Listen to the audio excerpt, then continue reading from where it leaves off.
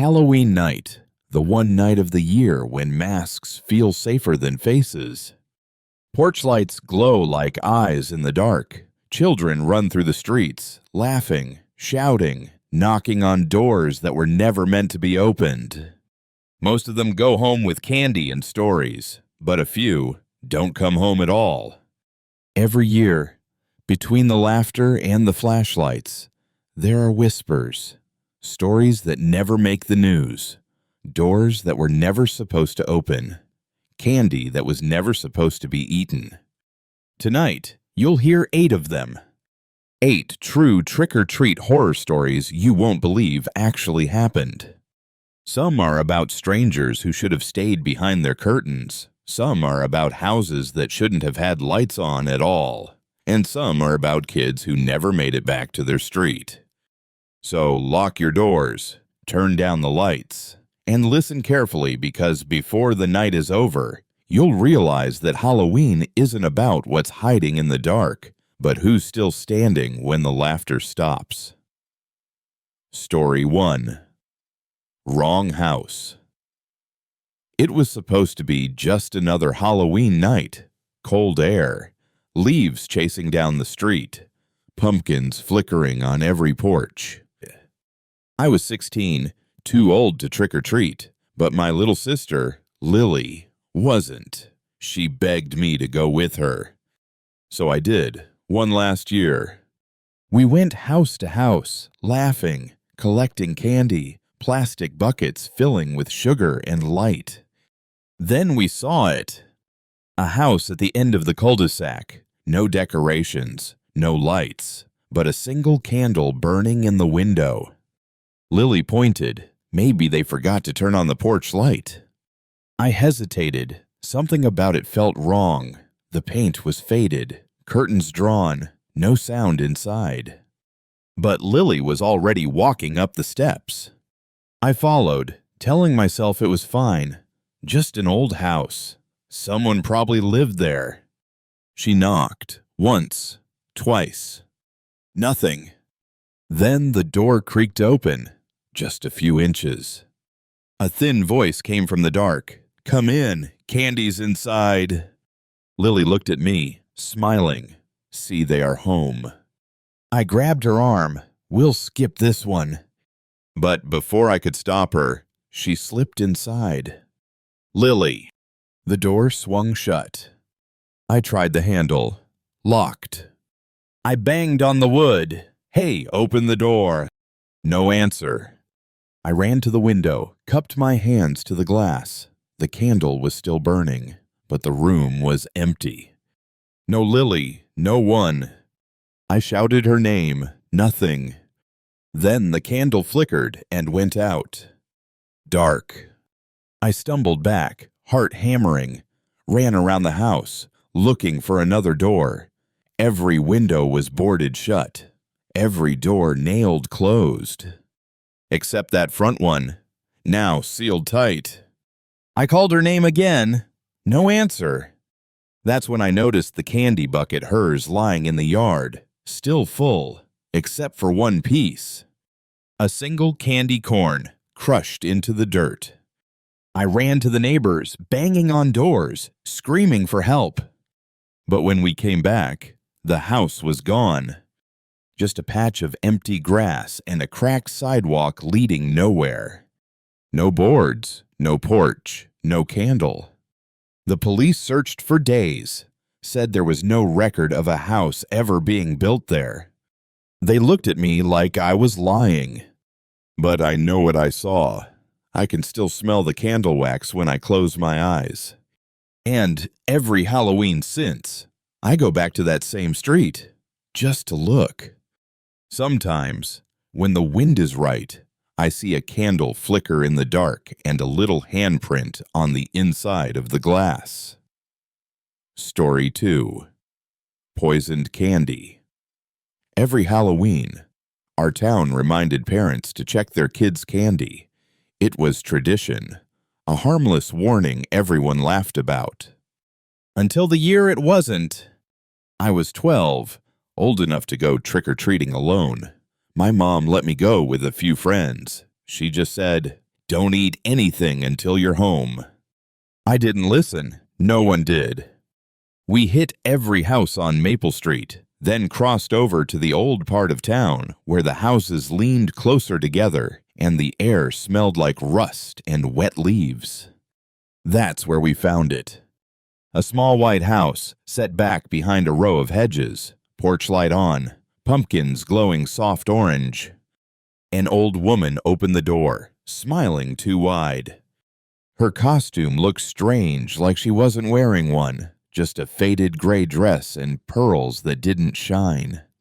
"Happy Halloween," she said softly, her voice barely more than a whisper.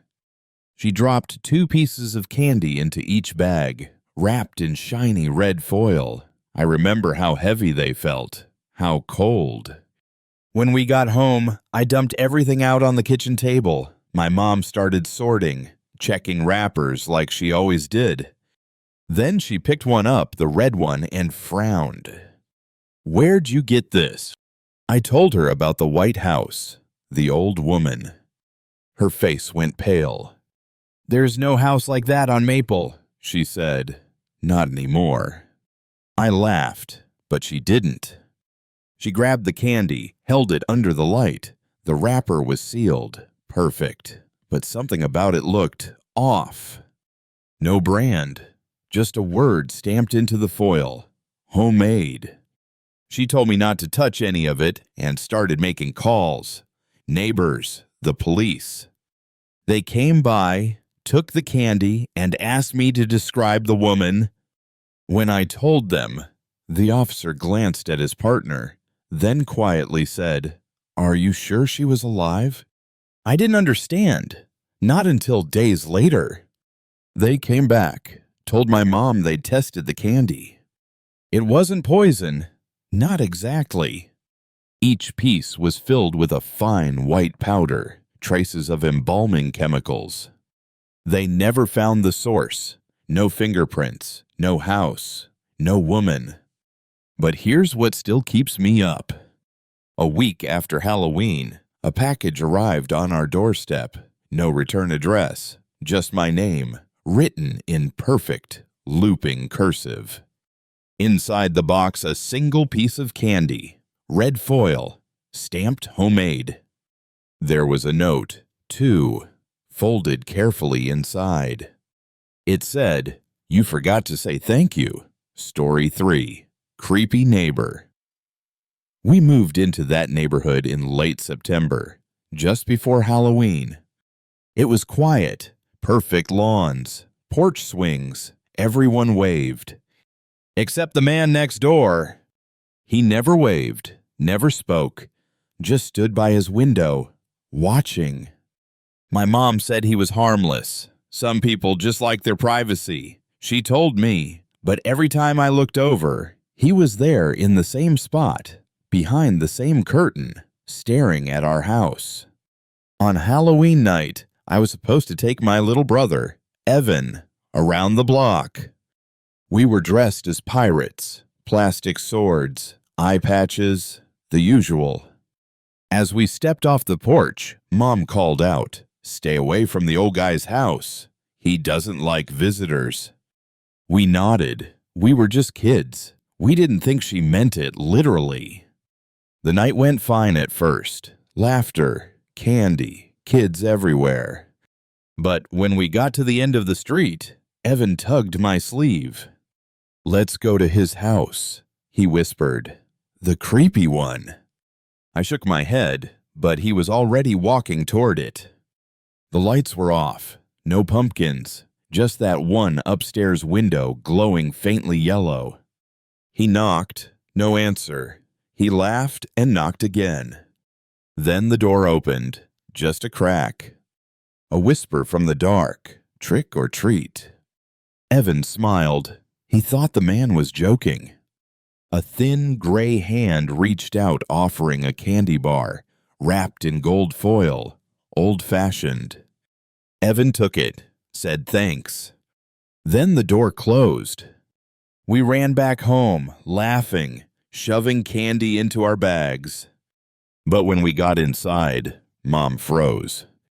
"Where did you get that?" she asked, staring at the gold wrapper.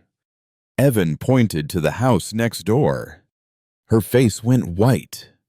"That house is empty," she whispered. "It's been empty for years." We thought she was wrong until the police came later that night. Someone had called about a smell, something foul coming from that property. They went inside, found dust, rot, cobwebs everywhere, and in the living room, an old armchair facing the window. A skeleton sat in it, still wearing a robe, a bowl of candy on the table beside him. All the wrappers were gold. They said he'd been dead for nearly 10 years. But here's what I can't stop thinking about. When the police carried his body out, Evan pointed at the window, said softly, "He's still watching." And when I looked up, for just a second, I swear I saw movement behind that curtain. Story 4. Lost Child. Halloween night always felt safe in our town. Parents followed their kids from the sidewalk. Porch lights glowed warm and orange. Nothing bad ever happened here. Until that year, I was 9. My mom let me go trick-or-treating with my best friend, Tyler. We had flashlights, pillowcases instead of buckets, and a map of every house that gave out the good candy. We started at sunset. By the time we got to Elm Street, the sky was black, the air heavy, like it was holding its breath. That's when we saw her. A little girl, maybe 6 years old, standing alone under a streetlight. Her princess costume was torn, her crown crooked. She looked lost. Tyler whispered, maybe she got separated. I called out, "Hey, you okay?" She didn't answer, just stared, her face pale, eyes too wide. I walked closer. She took a step back. "Are you lost?" I asked. Finally, she spoke. "I can't find my house." Her voice was flat, like she was reading the words. Tyler offered to take her to a grown-up, but she shook her head. "No, I know the way. It's just gone." Then she pointed down the street, toward the woods. "There," she said. "Can you walk me home?"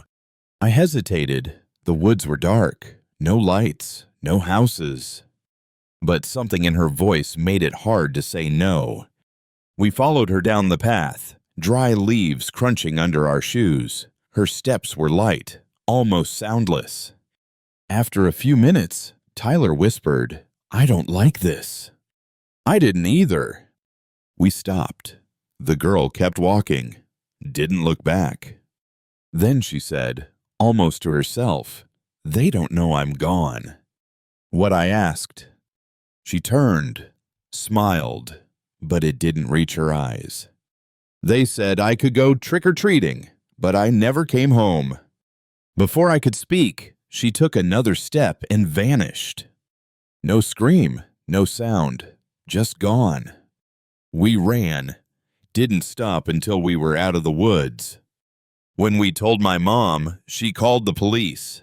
They searched the area for hours, found nothing, except a single tiny shoe, half buried in the dirt. A week later, a detective came to our door. He asked what the girl looked like. We described her dress, her crown. He went silent.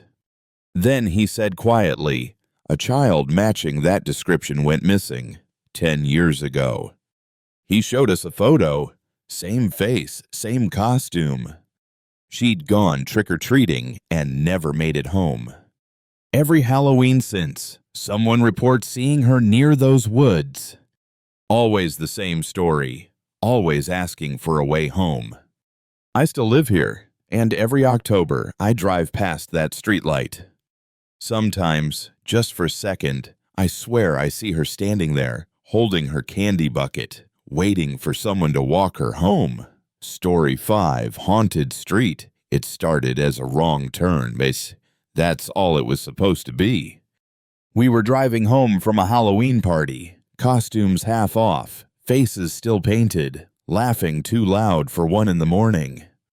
The GPS glitched, rerouted us down a side road I'd never seen before. No streetlights, just cracked pavement and trees leaning too close to the car. Shortcut, my friend said, but it didn't feel like one. The deeper we went, the quieter it got. No crickets, no wind, just the hum of the engine and the faint sound of gravel under the tires. Then the radio cut out. Static, just a hiss. We laughed it off until the headlights hit something ahead, a row of houses. Old, colorless, every porch light flickering dim orange, like dying candles. Kids were trick-or-treating, or at least, that's what we thought. Tiny figures in costumes, moving from door to door. Slow, too slow.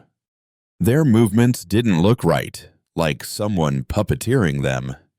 I rolled the window down. Cold air rushed in, and it smelled like dirt, like a graveyard after rain.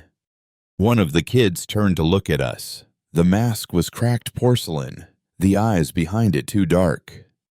"Keep driving," I whispered. We passed a house where a man stood motionless on the porch. He wasn't holding candy. He was holding a candle, wax dripping down his wrist, burning into his skin.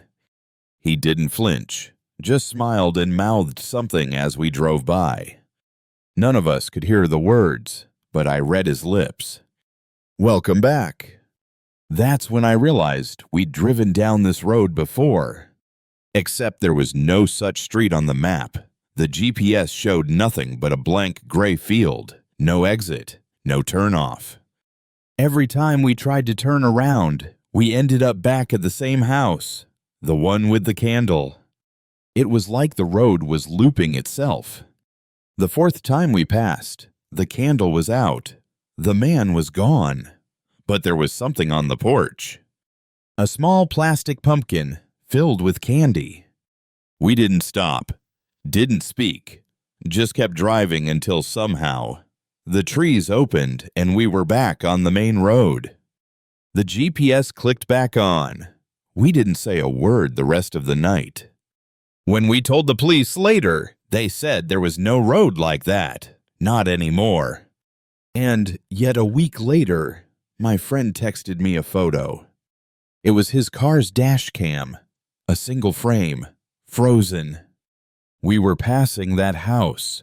You could see the man on the porch, and right behind him, 4 figures, masks, motionless, all standing in a row, all staring straight at us.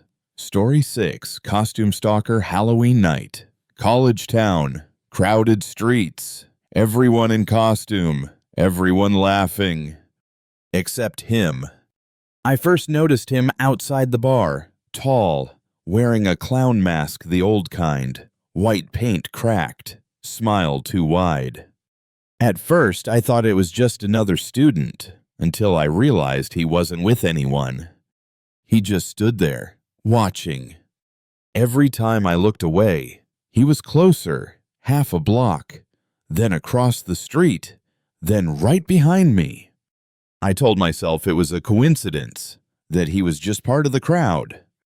But when I ducked into an alley shortcut, I heard footsteps, slow, heavy, matching mine. I turned, empty. Then the clown's voice came from the dark. "Nice costume." My blood froze. I ran, didn't look back, not until I reached the dorm. The security door slammed behind me. I checked the glass. No one there. I tried to laugh it off, told my roommate. He said, "Man, you're just drunk."